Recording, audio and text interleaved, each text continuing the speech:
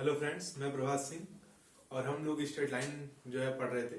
तो हमने पिछले क्लास में जो है स्ट्रेट लाइन के 5वें फॉर्म तक पढ़ चुके हैं। इक्वेशन जो हम निकाल रहे थे 5 फॉर्म तक हम कवर कर चुके हैं। और आज हम आपको बताए थे कि हम सबसे इम्पोर्टेंट फॉर्म बताने वाले हैं हम आपको, पैरामेट्रिक फॉर्म।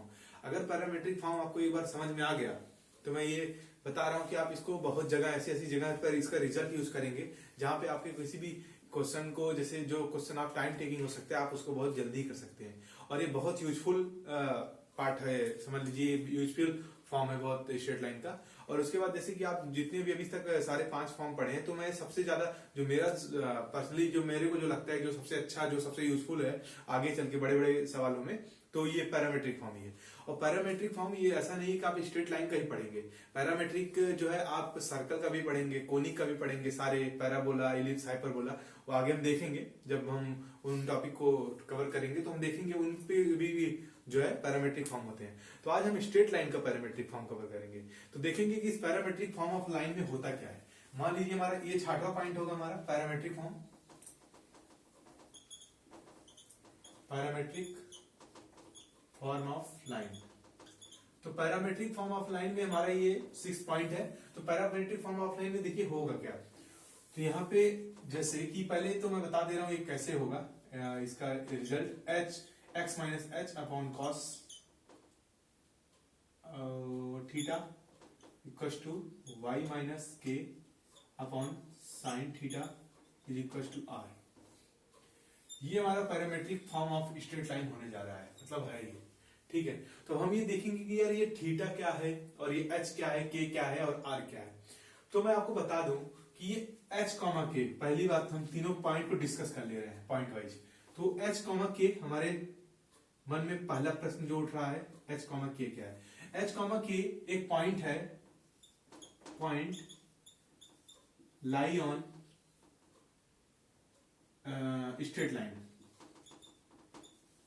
स्ट्रेट लाइन पर लाई करने वाला पॉइंट है हमारा एच कॉमा के। ठीक है, अगला प्रश्न हमारे मन में जो उठ रहा है, मतलब एच कॉमा के उस स्ट्रेट लाइन पर जो है उस स्ट्रेट लाइन को सेटिस्फाई करेगा। स्ट्रेट लाइन का एक पॉइंट है एच कॉमा के। ठीक है, ये समझ में आ गया। अब थीटा क्या है, यहाँ पर थीटा क्या है। तो थीटा क्या है कि थीटा जो है वो जो स्लोप ऑफ लाइन है, मतलब जो एंगल लाइन बना रही है, एंगल ऑफ लाइन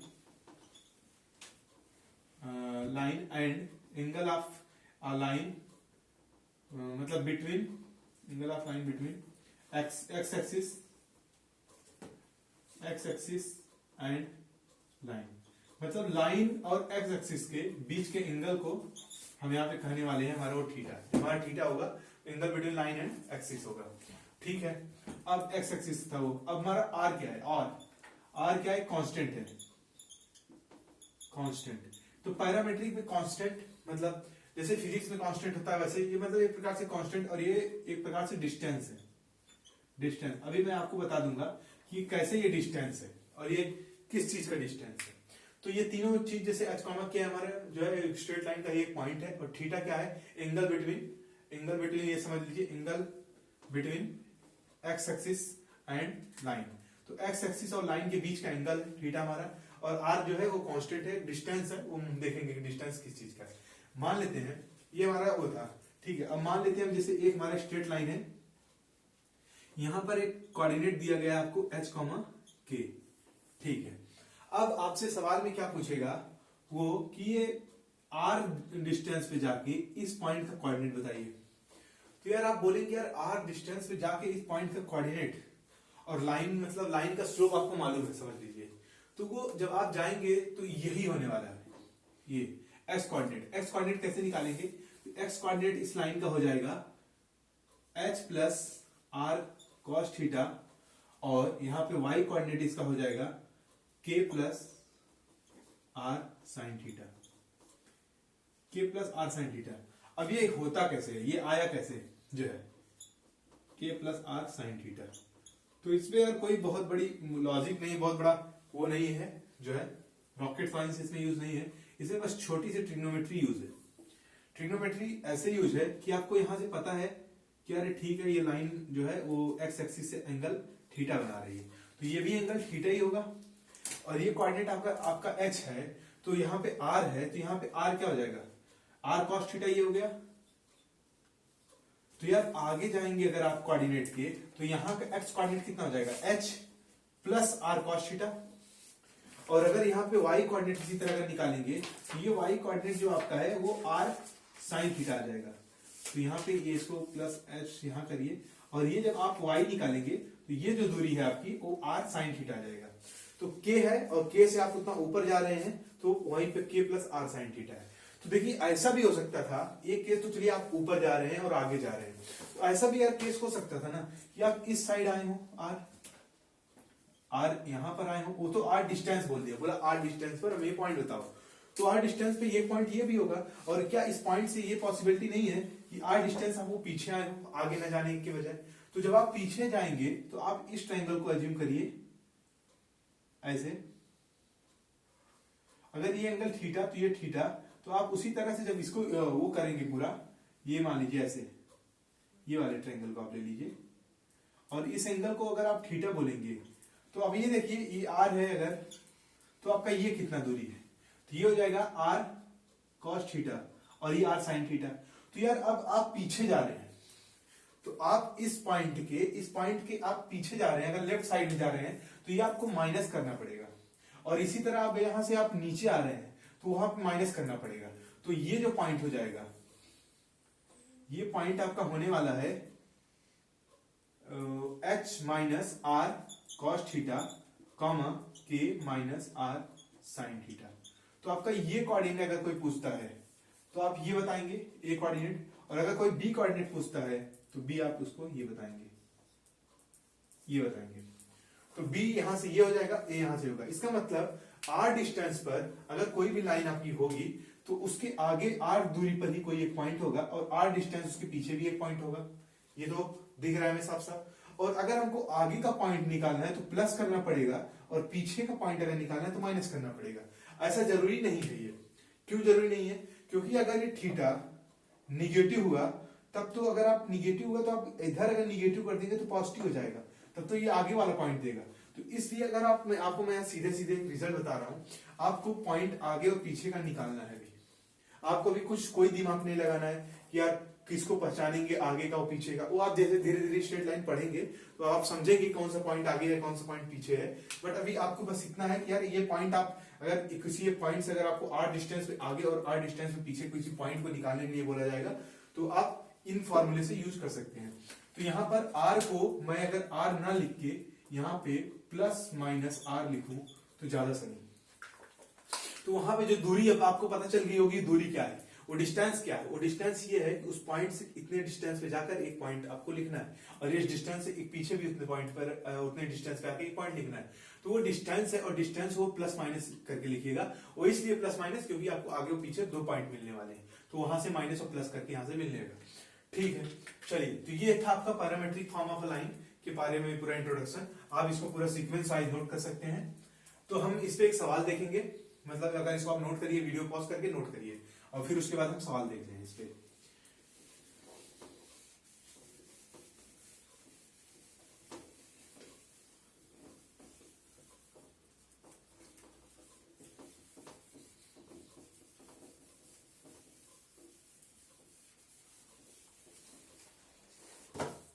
इस पे सवाल जैसे कि मान लीजिए हमारे पास कोई लाइन है। अब जैसे मान लीजिए कोई लाइन है y equal to X plus 1, ये मान लेते हैं लाइन है, ठीक है। और हमारे पास पॉइंट है 0,1। क्या है 0,1 इसको सेटिस्फाई कर रहा है? तो देख लीजिए, x को 0 रखिए और y को 1, तो ये 0,1 आ रहा है। इसका मतलब ये हमारा पॉइंट सेटिस्फाई कर रहा है, ठीक है। एक पॉइंट P है, मान लीजिए P पॉइंट है, ठीक है। चलिए, और आपको क्वेश्चन ये बोला जा रहा है कि 2 यूनिट इस पॉइंट से 2 यूनिट पर इस लाइन के लॉन्ग, इस लाइन पर वो पॉइंट बताओ। तो इसका मतलब पहले बात, ये पॉइंट हम ड्रॉ कर ले। पहले ये पॉइंट जो लाइन है इसको हम ड्रॉ करेंगे अपने कोऑर्डिनेट एक्सिस पर। ये कोऑर्डिनेट एक्सिस पे ड्रॉ करने का मैं आपको सीधा 2 चीज बता रहा हूं। आप पहले देखिए स्लोप क्या है। स्लोप यहाँ पे हमें दिख रहा है 1, तो इसका मतलब यार स्लोप पॉजिटिव है, मतलब एंगल 45 डिग्री बना रहा है। अब आप ये देखिए, एक बार x को आप 0 पुट करिए। जब आप तुरंत अपने माइंड में x को 0 पुट करिए, 0 इसका मतलब y 1, तो इसका मतलब ये यहां पर है 0,1। अब आप एक बार y को 0 पुट करिए, तो y को 0 जब पुट करेंगे तो यहाँ पर 0 x इक्वल टू -1, तो यहाँ पर इसका मतलब यार -1, 0। इसका मतलब आपका ये लाइन यार इन दोनों पॉइंट से पास करेगी, तो इन दोनों पॉइंट से पास करने वाली सिर्फ एक ही लाइन हो सकती है, ऐसे जाएगी वो। ये लाइन थोड़ा टेढ़ा हो गया है, तो ये लाइन है, ठीक, तो ये लाइन होगी आपकी, ठीक है। चलिए अभी आपको ये समझ में आ गया है, मतलब कि ये लाइन है, अच्छी बात। तो आप क्या देखने में आपको लग नहीं रहा कि यार ये एंगल 45 डिग्री है, और यहाँ पे 45 डिग्री के आसपास है, मतलब आपको ये एग्जैक्ट मेजरमेंट यहां से आप नहीं कर सकते, बट एक देखिए आप डायग्राम बनाए, और डायग्राम बनाते समय आपने ये ध्यान में नहीं रखा कि यार ये एंगल जो है आपका वो थीटा जो है वो 45 आपको रखना है, बट आपने बना दिया और वो देखिए सही है, ठीक है। अब वो 0,1 ये पॉइंट P तो यही है ना, 0,1। अब कह रहा है इससे 2 यूनिट आगे और 2 यूनिट पीछे जाके आपको वो पॉइंट निकालना है, तो यार 2 यूनिट आगे जाना है और 2 यूनिट पीछे जाना है। तो फॉर्मूले के हिसाब से अगर हम देखेंगे, अब वो थीटा आपको समझ में आ रहा होगा, जो वहां पे कॉस थीटा था, जो वहां पर कॉस थीटा था और जो वहां पर साइन थीटा था, तो साइन थीटा कॉस थीटा आप कहां से निकालेंगे, आपको tan थीटा पहले मालूम है। tan थीटा कितना है, tan थीटा स्लोप के बराबर होता है, और tan थीटा की जो वैल्यू है अगर आप यहां से कैलकुलेट करेंगे tan theta is equal to 1, इसका मतलब यहां से थीटा जो है वो 45 डिग्री आ गया। आप ये रिजल्ट याद रखे होंगे, 10th में टेबल होगा आपके ट्रिग्नोमेट्री की, तो 45 में अगर आप अब 45 cos 45 निकालेंगे तो 1/√2 और sin 45 1/√2, तो इसका मतलब अब चलिए आप ये जान गए। तो यहां पर जो एक पॉइंट मान लीजिए 2 यूनिट आगे होगा, ये पॉइंट P यही है जो आपका दिया गया है सवाल में, पॉइंट P 0,1। अब इसके 2 यूनिट है, यहां पर एक पॉइंट होगा मान लेते हैं, ठीक है, सवाल में दिया था 2 यूनिट। अब ये पॉइंट P क्या मैंने आपको बताया था, आपको पॉइंट P मैंने बताया था कि यार x कोऑर्डिनेट ऐड करना है, जो है मतलब ऐसे होता था h plus r cos theta और y ये k plus r sin theta. तो आपका h क्या है, h यहाँ पर 0 है, तो 0 प्लस r कितना हो गया 2 यूनिट, और इंटू cos थीटा कितना हो गया 1/√2, तो 1/√2। और इसी तरह का k आप यूज करेंगे, k कितना हो गया 1 प्लस और कितना r कितना 2 इंटू साइन कितना 1/√2, ठीक है। तो यहां से आ गया आपका ये आ गया √2, 1 प्लस √2। तो आपका ये पॉइंट मतलब कि जो आपका कोऑर्डिनेट है वो √2, 1 प्लस √2 है यहां पर। अब देखिए क्या सेटिस्फाई कर रहा है, अब y को आप यहां पुट करिए, 1 प्लस √2 और x को पुट करिए √2, तो ये हो जाएगा पूरा √2 प्लस 1 और इधर हो जाएगा √2 प्लस 1। इसका मतलब चलिए हमारा पॉइंट जो आया हमने पैरामेट्रिक फॉर्म यूज किया, पैरामेट्रिक फॉर्म है ये लाइन का, देखिए बहुत इंपॉर्टेंट, तो वहां से हमने यूज किया और ये देखा चलो पॉइंट आ गया। अब क्या ये 2 यूनिट पीछे भी डिस्टेंस पॉसिबल थी, बिल्कुल पॉसिबल होगी। अब इस डिस्टेंस को अगर आपको निकालना है तो अब उसी फॉर्मूले में यहां पर क्या करना है माइनस, यहां पे क्या करना है माइनस, तो इस जगह पे कितना आ जाएगा -√2 और इस जगह क्या आ जाएगा फिर से -√2, यहाँ 1 -√2, तो दोनों कोऑर्डिनेट आपको यहां चल गए। अब इस पॉइंट को देखिए, क्या ये पॉइंट सेटिस्फाई कर रहा है लाइन को, यहाँ पे y को पुट करिए 1 -√2 और x को पुट करिए -√2, तो पूरा टर्म देखिए इधर बन जा रहा है 1 -√2 1 -√2, ठीक है। मतलब 2 पॉइंट हमको मिल गए हैं जो कि 2 यूनिट डिस्टेंस पर इस पॉइंट से 0,1 से जो है आगे और पीछे 2 पॉइंट मिल गए हमको, ठीक है। अब ये एक सवाल आप मतलब समझ लीजिए पैरामेट्रिक का जो है, इस तरह से पैरामेट्रिक को आगे यूज करने वाले हैं। कभी भी अगर आपको बोले यार मतलब 8 की यूनिट पे जाके इस पॉइंट से हमें एक पॉइंट बताओ, ठीक है, तुरंत आप कोऑर्डिनेट एक्सिस से तुरंत आपके माइंड में पहला सवाल एक पहला मेथड ये आना चाहिए पैरामेट्रिक। जब भी आपको डिस्टेंस रिलेटेड प्रॉब्लम बोले यार डिस्टेंस देके कोऑर्डिनेट पूछे, तो आपके पहले माइंड में आना चाहिए पैरामेट्रिक।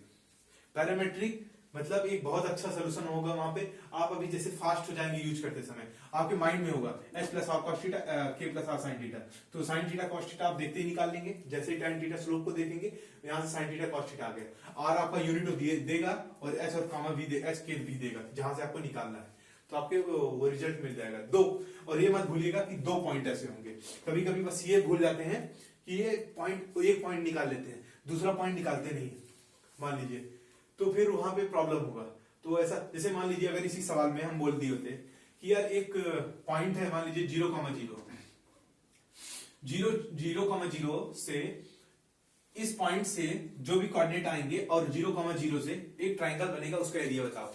अगर आपके माइंड में सिर्फ ये होता कि यार इस पॉइंट से पैरामेट्रिक से सिर्फ एक कोऑर्डिनेट निकलता है, तो आप एक कोऑर्डिनेट निकाल लेते और आपको दूसरा कोऑर्डिनेट पता 0,0, और आपके माइंड में अगर ये नहीं होता कि यार कोऑर्डिनेट पैरामेट्रिक से दो कोऑर्डिनेट आ सकते हैं, तो आपका वो सवाल गलत हो जाएगा। आपको लगेगा कि यार ये सवाल में जो है वो इनसफिशिएंट डाटा दिया है, ये दो वर्टिसेस दिए हैं सिर्फ, मतलब दो पॉइंट्स दिए हैं ट्राइंगल के, तीसरा पॉइंट नहीं दिया है। लेकिन उसने तीसरा भी दिया है क्योंकि वो जानता है, ये सोच रहा है कि आपको पैरामेट्रिक पता है अच्छे से, और पैरामेट्रिक में दो पॉइंट होते हैं, आपको ये मालूम है। जब भी आप किसी स्ट्रेट लाइन का निकालेंगे तो वो दो देके तीसरा बस देके आपको एरिया ऑफ ट्राइंगल पूछ लेगा, या कोई भी उससे रिलेटेड सवाल पूछ लेगा, या कभी भी किसी पैरामेट्रिक को इस तरह से यूज कर सकता है वो। ठीक है, आप पैरामेट्रिक का फॉर्म ऑफ लाइन यहां से ऐसे सीख सकते हैं आसानी से। देख लीजिए, इसको नोट डाउन कर लीजिए। तो इसको मैं हटा रहा हूं।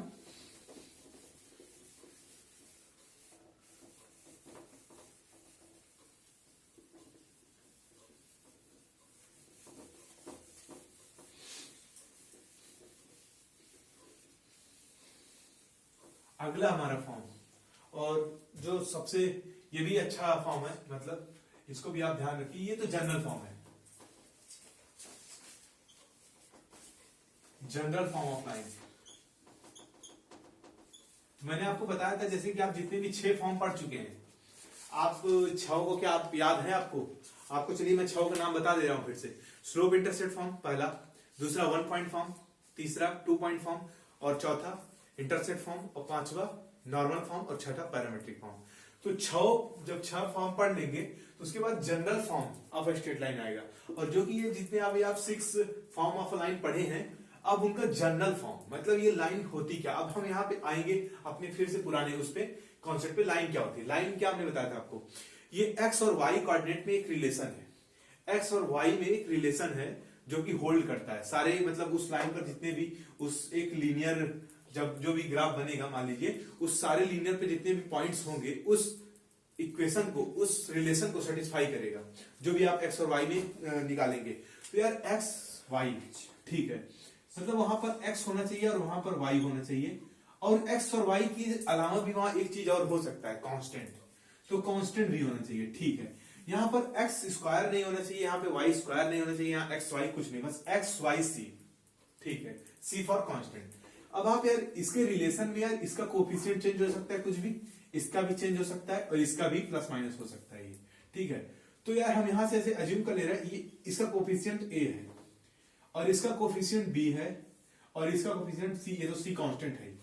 मान लेते हैं ये कुछ भी हो सकता है, पॉजिटिव निगेटिव, ए कुछ भी हो सकता है, बी भी। अभी हम बी को ऐसे यहाँ पॉजिटिव साइन लिख ले रहे हैं, लेकिन बी भी पॉजिटिव निगेटिव हो सकता है, अपने लिए होगा तो वहां पे वाई निगेटिव हो जाएगा, और सी को भी मैं पॉजिटिव ले लेता हूं अभी। अगर सी निगेटिव होगा तो खुद सी का वैल्यू आ जाएगा -5, तो यहाँ पे +5 और -5 हो जाएगा। ठीक है, इज इक्वल टू 0 में कर दे रहा हूं, तो ये आपका क्या हो जा रहा है, general form of line. General form of line मतलब निकालने का कोई बहुत बड़ा मेथड नहीं है, बस ये सोचिए ये जनरल फॉर्म ऑफ लाइन है, जो कि यहाँ पे देखिए तीनों चीज डिपेंडेंट है। ठीक है, तो ए बी सी एक प्रकार से कांस्टेंट है आपके।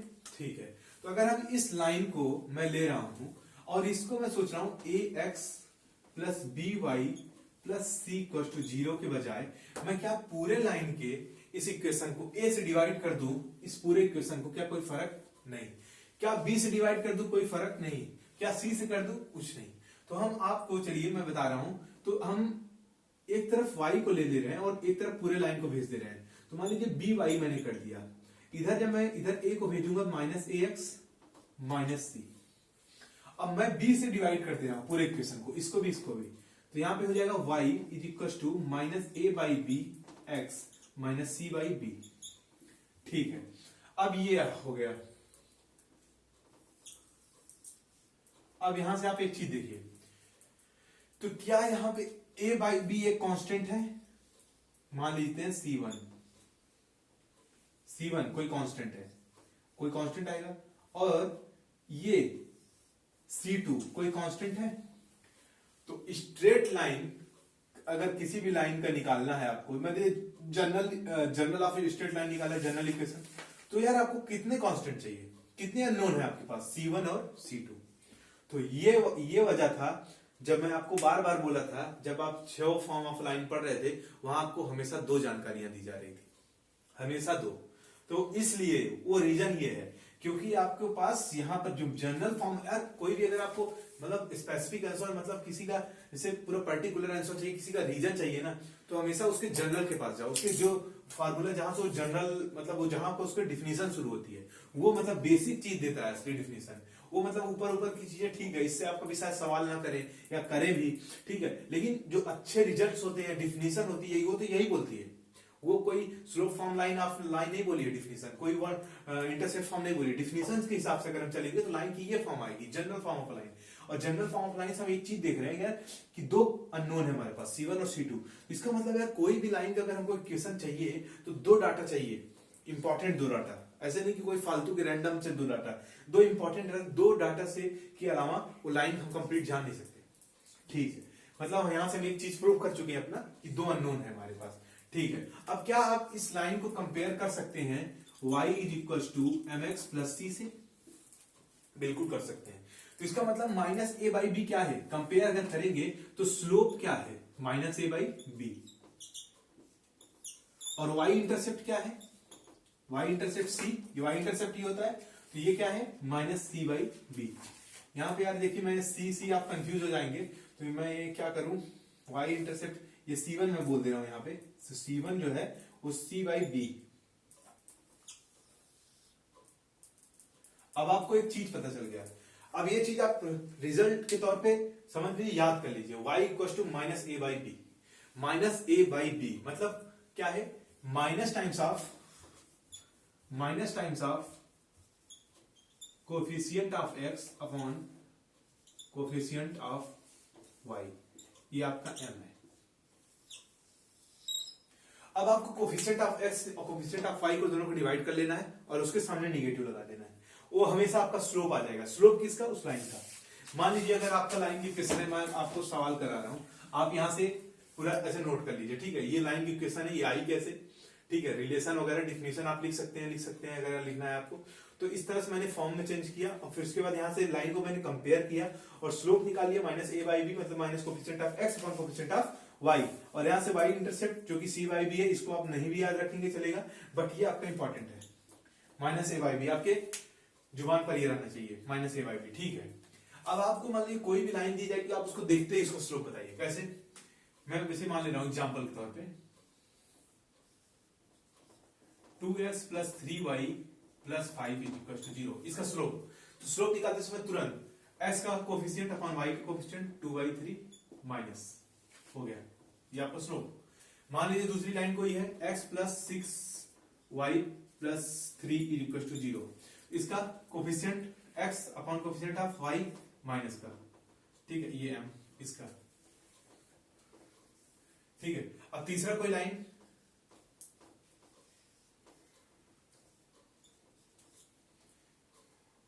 Five X plus 9 is equal to 0।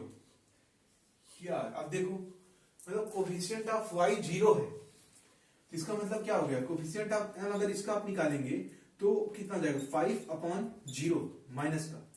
यार ये 5 अपॉन 0 मतलब किसी समथिंग बाई 0, ये कितना हो जाएगा आपका, इनफाइनाइट या अनडिफाइंड, मतलब इसको बोलते हैं ना कि डिफाइंड ही नहीं है, ठीक है, इनफाइनाइट मतलब बहुत बड़ी नंबर, ठीक है। तो इसका ये मतलब हुआ कि अब tan 90, अब सोचिए आप tan 90 क्या होता है, m क्या है tan 90, तो tan थीटा ही तो है, tan थीटा जो है इनफाइनाइट, ये नॉट डिफाइंड कब आता है, when theta is equal to 90 degree, when theta equal to 90 degree. तो इसका एक मतलब मैं समझा थीटा 90 है। चलिए ठीक है, आप पहले इस साइड नोट कर लीजिए, इसको मैं हटाने जा रहा हूं, वीडियो पॉज करिए और इसको नोट कर लीजिए, ठीक है।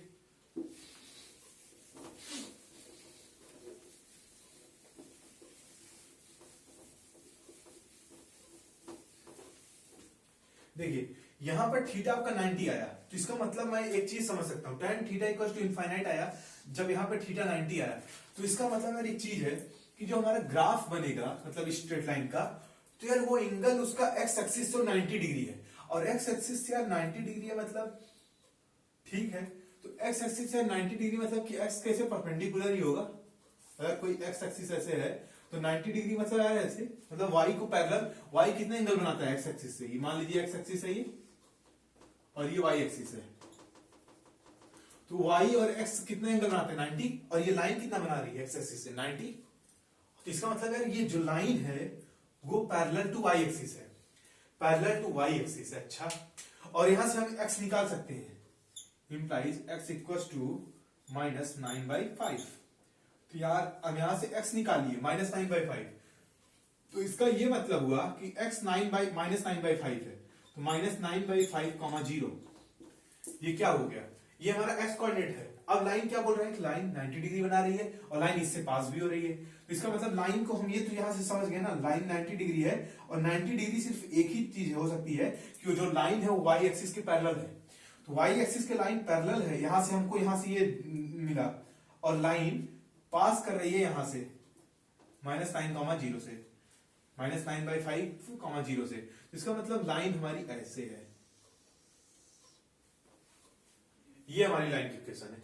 यहाँ पे -9/5 करिएगा, -9/5, तो ये इसके मतलब ये लाइन हमारी जो है वो ऐसे है, वो एंगल 90 डिग्री बना रही है और इससे पास हो रही है। तो एक चीज हमको समझ में आया क्या, अगर जब भी लाइन, कोई लाइन वाई एक्सिस के पैरेलल होगी, मतलब यहाँ पे आप इंपॉर्टेंट रिजल्ट स्टार्ट करके लिखिए, जो है जो व्हेन एनी लाइन पैरेलल, ये पैरेलल का सिंबल है, parallel to Y axis, then coefficient of y is equal to 0, y का कोफिशिएंट 0 होगा, ठीक है। और दूसरा फिर यहीं से रिजल्ट क्या हो जाएगा, when any line parallel to x axis, then coefficient of x equal to 0, coefficient x का यहां 0 होगा और यहां से y का 0 होगा।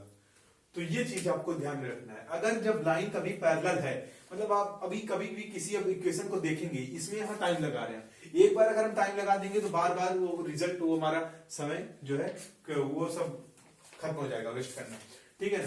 तो अब कभी भी किसी लाइन को देखिए यार, अगर उसमें y कोऑर्डिनेट 0 है, y का कोफिशिएंट अगर 0 है, तो आप तुरंत समझ जाइए वो y एक्सिस के पैरेलल है, ठीक है, y एक्सिस के पैरेलल है। और मतलब अगर y एक्सिस के पैरेलल है तो इसका मतलब क्या है, x एक्सिस से 90 डिग्री एंगल बना रही है। और अगर कोई लाइन आप देख रहे हैं कि जिसका x कोफिशिएंट 0 है, इसका मतलब वो लाइन किसके पैरेलल है, x एक्सिस के पैरेलल है। तो ठीक है, ये आज हम इंपॉर्टेंट रिजल्ट इसमें देख लिए हैं, तो मतलब कि लाइन पैरेलल है, किसके y एक्सिस की कब होगी, तो y 0 होगा कोफिशिएंट, और जब x होगी तो x 0 होगा, ठीक है। तो आप इसको नोट करिए और यहां से देखिए जो जो कॉन्सेप्ट आप सीखे हैं इसको आप पॉइंट में लिख लीजिए अपने पॉइंट वाइज। तो हम आज ये पॉइंट इसमें ये सीखे हैं, ये देखिए, और स्लोप ऑफ किसी भी का लाइन का स्लोप निकाल सकते हैं, minus times of coefficient of x upon coefficient of y। तो अभी तक हम यहां देख रहे हैं, तो हम एक अभी इस पे एक सवाल कर ले रहे हैं, तो इस पे सवाल हम कर सकते हैं, ठीक है। देखिए इसको आप नोट कर लीजिए,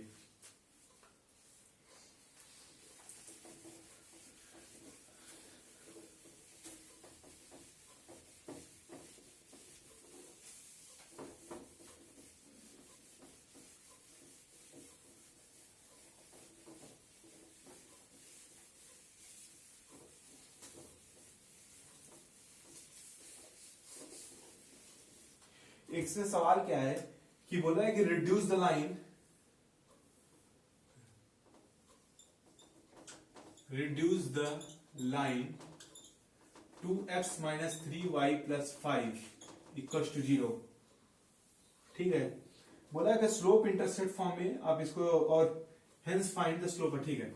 देखिए आपको बोला है कि यार ये इस लाइन को रिड्यूस करना है, ठीक है, किसमें, स्लोप इंटरसेप्ट फॉर्म में, स्लोप इंटरसेप्ट फॉर्म में, स्लोप इंटरसेप्ट फॉर्म में इसको रिड्यूस करना है, और फिर बोला है कि find slope and y intercept,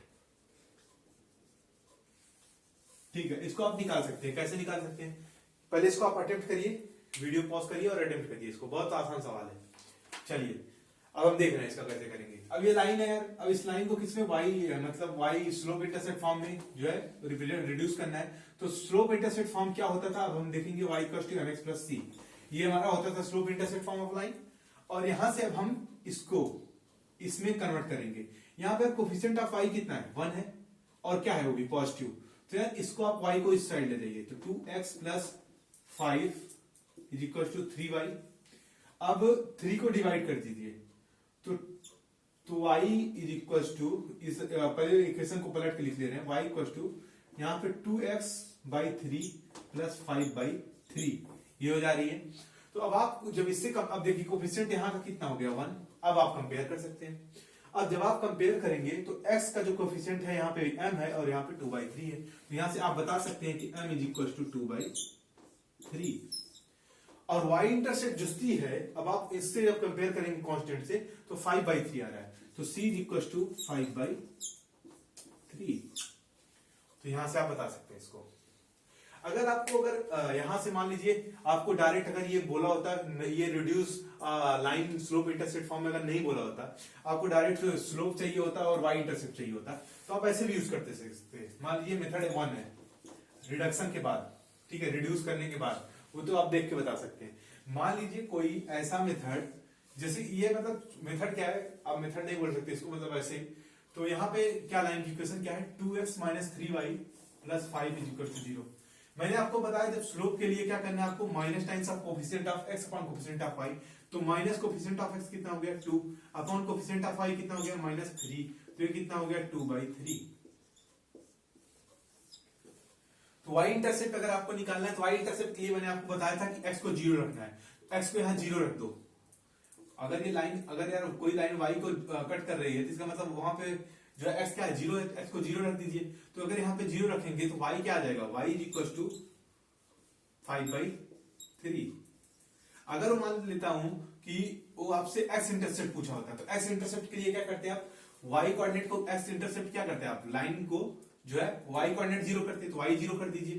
तो यहां से x कितना आ जाता, -5/2। ठीक है, तो ये सारे फॉर्म ऑफ लाइन आ सकते हैं यहाँ से, ऐसे आप रिड्यूस कर सकते हैं किसी भी लाइन को। तो आज हम इतना ही पढ़ते हैं जो है, और आगे हम जो है अपने अगले वीडियो में जो है कंटिन्यू करेंगे। आप इसको नोट कर सकते हैं। और उसके बाद आज हम पूरे लाइन को, सारे फॉर्म को खत्म कर चुके हैं, और अगले टर्म्स में हम और लाइन के आगे हम पढ़ेंगे, लाइन की और जानकारियां लेंगे।